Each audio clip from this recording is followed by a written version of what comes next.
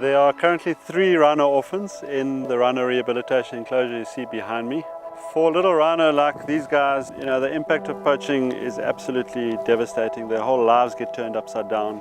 These are creatures that have never had contact with human beings, and suddenly they do not have mothers or any family members near them, and the stress of all of that is often too much for them to bear. Noelle is a 10-month-old white rhino, and her whole family was poached over the Easter weekend of this year. She was the first orphan to come and be a part of this group. Rhino are very social creatures.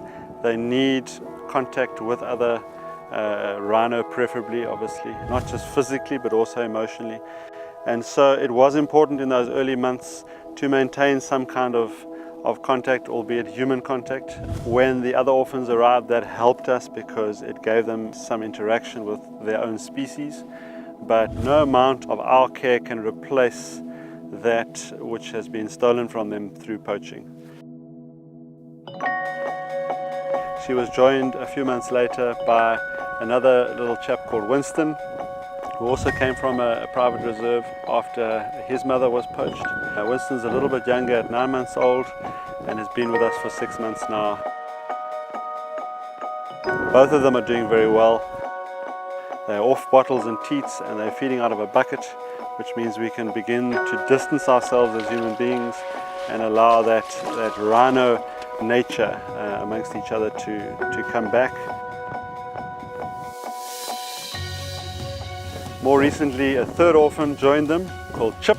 Chip's mother died, we think, of natural causes. Her jaw was broken.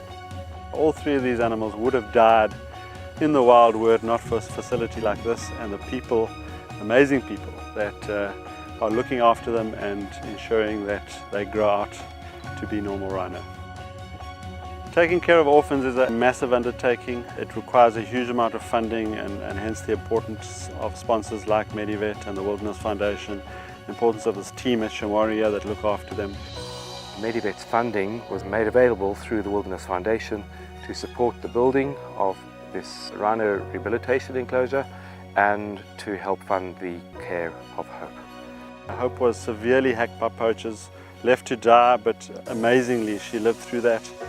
Hope has since moved on to a different phase in her rehabilitation, which has made this facility now available for orphans. One feels angry that there should even be the need to have rhino orphans being rehabilitated, but the sad reality is it's a desperate need for a facility like this and for the people to carry on doing the amazing work that they do. So I'd like to appeal to our staff, our clients, our friends, all of our supporters, that if you can, please get involved in some way or another, and you know where to come if you need more information. What orphans allow us to do, even though they come from incredibly tragic circumstances, they allow us to tell the story of poaching through a living rhino, a real life rhino that people can relate to, because it's out there living and fighting to survive and fighting to regain the right to be out in the wild and free and contributing to their species. And so who are we to go and take that away from them? This whole process is designed to get them back out there and living as free and wild rhino again.